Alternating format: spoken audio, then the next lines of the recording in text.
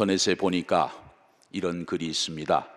제목은 지금은 쉬어야 할 때입니다. 이 글을 여러분에게 잠시 소개합니다. 방글방글 웃고 있는 아기를 보고도 마음이 밝아지지 않는다면 지금은 쉴 때입니다. 식구들 얼굴을 마주보고도 살짝 웃어주지 못한다면 지금은 쉴 때입니다.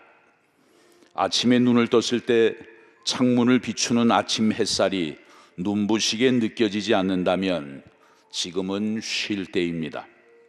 사랑하는 사람의 하루가 궁금하지 않고 전화도 기다려지지 않는다면 지금은 쉴 때입니다. 오랜만에 걸려온 친구의 전화를 받고 바쁘다는 말만 하고 끊었다면 지금은 쉴 때입니다. 아름다운 음악을 들으면서도 소리만 들릴 뿐 마음에 감동이 흐르지 않는다면 지금은 쉴 때입니다. 슬픈 영화를 봐도 눈물이 나오지 않고 슬픈 드라마를 보면서도 각본에 의한 것이라는 생각이 든다면 지금은 쉴 때입니다. 오래된 사진첩을 넘기다가 반가운 얼굴을 발견하고도 궁금해지지 않는다면 지금은 쉴 때입니다. 사랑하는 사람과 헤어진 뒤 멀어지는 뒷모습을 보기 위해 한 번도 뒤돌아보지 않는다면 지금은 쉴 때입니다. 아침과 저녁이 같고 맑은 날과 비 오는 날도 같고 산이나 바다에서 똑같은 느낌을 받는다면 지금은 쉴 때입니다. 당신은 그동안 참 많은 일을 했습니다. 그러나 가장 중요한 일 한 가지를 하지 않았습니다. 그것은 쉬는 일입니다. 이 글을 대하면서 지금은 정말 내가 쉬어야 할 때이구나, 그렇게 느끼지 않는 사람은 아마 이 자리에 한 사람도 없을 것입니다. 그러나 쉴 수 있는 환경이 되지 못한다는데 더 아쉬움, 안타까움이 있는 것이죠. 10계명의 한 계명에서는 모든 인간에게 안식을 명령하고 있습니다. 예수님도 마찬가지입니다. 마가복음 6장 31절에 보면 너희는 따로 한적한 곳에 와서 잠깐 쉬어라 하시니 이는 오가는 사람이 많아 음식 먹을 겨를도 없음이라 말씀합니다. 사역에 분주해서 이리 뛰고 저리 뛰는 제자들에게 예수님께서 잠시라도 쉼의 시간을 명령하신 것이죠.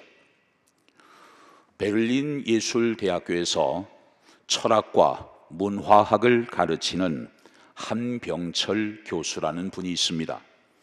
이분이 피로사회라는 책에서 이런 말을 했습니다. 자신의 능력과 성과를 드러내야 하는 자기 과시적 사회에서 인간은 경쟁으로 소진됐고 그래서 피로하다. 그렇습니다. 오늘날과 같은 이 치열한 경쟁 사회 속에서 저마다 자신의 능력과 성과를 드러내야 하기 때문에 사람들마다 극심한 스트레스 속에 살아갈 수밖에 없습니다. 그리고 적절하게 쉼의 시간을 갖지 못해서 너무나 힘든 시간을 보내고 있는 것이죠. 세계적인 영성신학자이자 베스트셀러 작가였던 마르바 던 교수가 3년 전에 세상을 떠났습니다. 캐나다의 리젠트 대학교에서 영성신학 교수로 학생들을 가르쳤습니다. 이분이 쓴 안식이라는 책에 보면 안식의 의미를 4가지로 설명을 했습니다. 첫 번째로 그침입니다. 분주한 일상을 그치는 것입니다. 일뿐만 아니라 모든 생산과 성취까지도 멈추는 것입니다. 그 그침 속에서 그동안 놓쳤던 인생의 진정한 가치를 재발견하게 된다는 거예요. 던 교수는 이 그침이야말로 인간이 인간임을 선언하는 행위다, 그렇게 강조하고 있습니다. 두 번째로 쉼입니다. 말씀으로 인한 영적인 쉼을 의미합니다. 이 쉼을 통해서 육체적으로 또 정서적으로 지친 몸과 마음을 회복할 수 있다는 거예요. 세 번째로 받아들임입니다. 처해진 환경과 주변 사람들을 있는 그대로 받아들이는 거예요. 자신의 뜻이 아니라 하나님의 뜻을 받아들이는 것입니다. 자신의 야망이 아니라 하나님 나라의 가치를 수용하는 것입니다. 이 던 교수는 말을 합니다. 하나님이 주신 소명과 뜻을 받아들이는 자만이 진정한 안식을 취할 수 있다고 말이죠. 네 번째로 향연입니다. 즐거움, 축제의 잔치를 의미합니다. 예배와 찬양을 통해 또 기도와 묵상을 통해 하나님의 임재 안으로 들어가서 하나님의 통치와 다스림을 경험하게 돼요. 그래서 아픔과 상처가 치유되고 천국의 기쁨을 미리 맛보게 되는 것이죠. 던 교수는 이런 말을 덧붙입니다. 초대교회는 음식을 중심으로 하는 축제의 교회였다. 이 말을 대할 때 아하, 우리가 교회에 함께 모일 때 이 먹는 게 참 중요한 것이구나, 그런 생각을 하게 돼요.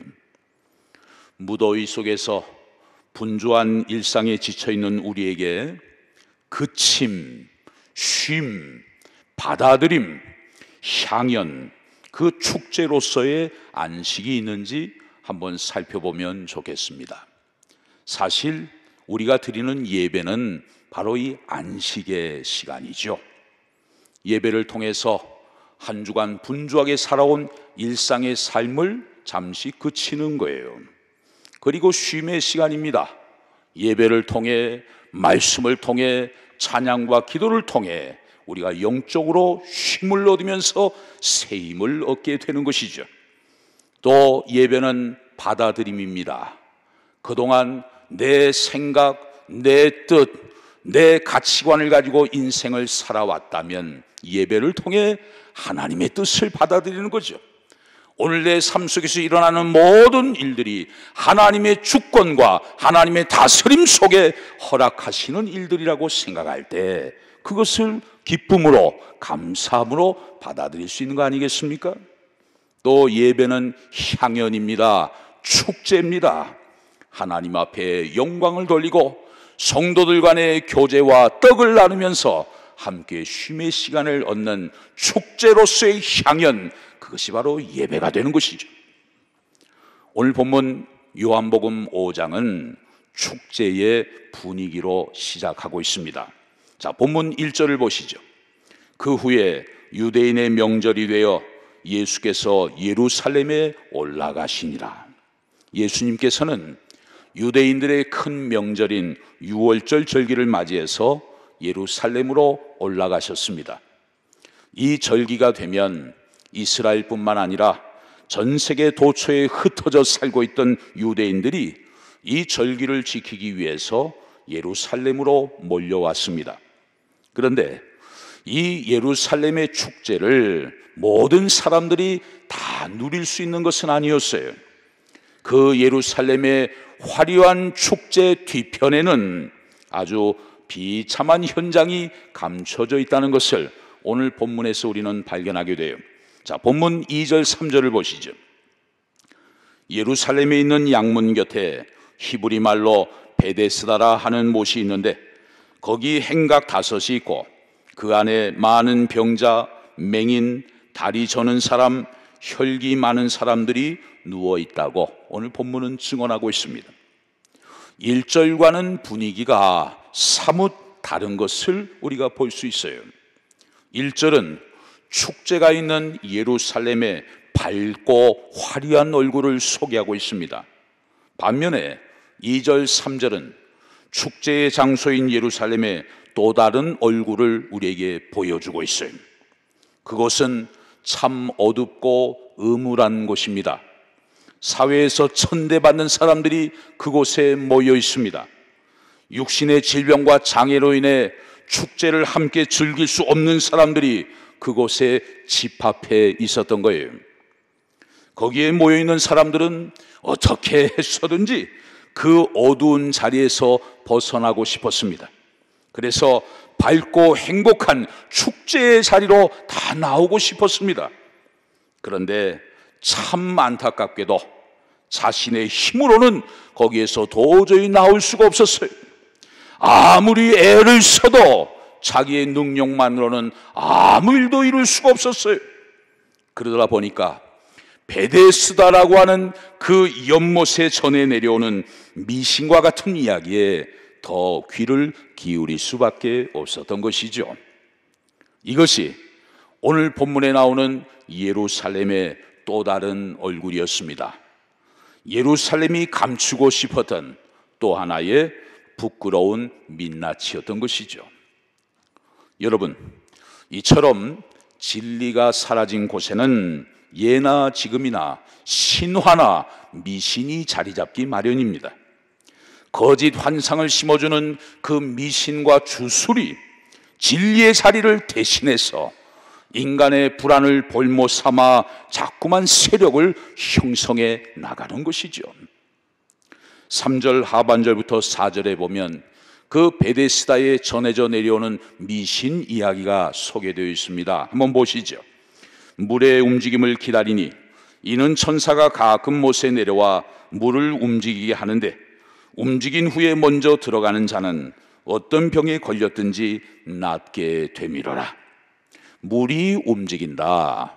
오늘날로 말한다면 어떤 온천물이나 광천수 같은 게 나온 것이 아니겠냐, 그렇게 이해하는 학자들도 있습니다. 그런데 당시 사람들은 물이 움직이는 모습을 천사가 내려와서 그 물을 휘젓는 것으로 그렇게 생각을 했어요. 그래서 천사가 내려왔을 때 그 신비로운 때에 물에 먼저 들어가기만 하면 불치의 병이라도 다 낫게 될 것이라고 확신을 했습니다. 그리고 그 물에 몸을 담가서 진짜 효과를 본 사람도 나타났어요. 그러나 그런 일은 특별한 경우에 아주 드물게 일어났을 것입니다. 그렇다 하더라도 아무런 희망을 찾을 수 없었던 사람들에게 그 베데스다 연못의 신화는 그냥 무시하고 지나갈 수 없는 일이었습니다. 사람들은 생각했습니다. 저건 그냥 자연 현상이 아니야. 천사가 가끔 못에 내려와서 일으키는 신비로운 현상이야. 물론 아무나 낫는 것은 아니지. 맨 먼저 들어가는 사람만 낫게 되는 거야. 그런 얘기가 막 입소문으로 전해지니까 이제 베데스다는 인간이 만들어낸 신화의 장소가 되었습니다. 하나님이 아니라 천사를 기다리고 천사를 숭배하는 곳, 베데스다는 바로 삼류 인생들의 또 하나의 성전이 되고 만 것이죠. 여러분, 이 베데스다 연못은 좀 더 구체적으로 어떤 곳입니까? 가끔씩 물이 움직인다고 할 때 그곳에 뛰어든 사람의 병을 낫게 하는 곳처럼 보였습니다. 얼핏 보면 기회가 모든 사람들에게 공평하게 주어지는 기적의 공간처럼 보였습니다. 그러나 실제로는 그 베데스다는 어떤 곳입니까? 물이 움직이는 것을 가장 먼저 목격하고 가장 빨리 움직여서 그 연못에 들어갈 수 있는 사람, 아니면 가장 빨리 자신을 연못에 데려다주는 특별한 도우미가 있는 사람, 그런 사람에게만 그 기회가 주어지는 가장 지독한 차별의 공간, 바로 거기가 베데스다였던 것이죠. 베데스다, 헬라어로 베드자다, 자비의 집이라는 뜻입니다. 평소에는 이름 그대로 많은 병자, 시각장애인, 다리 저는 사람, 사지가 마비되어 제대로 움직이지 못하는 혈기 마른 사람이 함께 누워서 상처를 보듬어주고 서로를 위로하는 동병상련의 정이 넘쳐 흐르는 곳이었습니다. 그러나 그렇게 이웃 간에 살가운 정이 넘쳐나다가도 가끔 천사가 내려와서 물을 움직인다는 바로 그때가 되면 서로 먼저 그 연못에 들어가기 위해 이웃도 밟고 친구도 밀치고 끄집어내려야 하는 가장 비정한 연못, 거기가 바로 베데스다예요. 그곳은 늘 절반의 평화, 위장된 평화가 있는 곳입니다. 희망을 가질 수도 없고 그렇다고 해서 그 희망을 포기할 수도 없게 만드는 정말 희망 고문이 날마다 벌어지고 있는 곳입니다. 그래서 사실은 가장 자비로운 집 베데스다가 가장 무자비한 집이 되어버린 곳, 바로 거기가 오늘 본문의 베데스다였어요. 세상의 모순된 현실을 너무나 적나라하게 보여주는 곳입니다. 그런 곳에 과연 참된 안식이 있을 수 있을까요? 오늘 본문 5절에 보면 그곳에 있는 한 병자의 모습을 발견할 수가 있습니다. 거기 38해 된 병자가 있더라. 모르긴 몰라도 이 병자는 그곳에 모여있는 병자들 중에서 회복될 가능성이 가장 없는 사람이었을 거예요. 그는 무려 38년 동안이나 그 연못에 먼저 들어가는 일에 실패한 사람이었습니다. 설령 앞으로 또 38년이 주어진다 하더라도 별로 나을 가능성이 전혀 없어 보이는 사람이에요. 이쯤 되면 베데스다 주변의 어떤 병자도 이 환자를 자신의 경쟁자로 여기지는 않을 것입니다.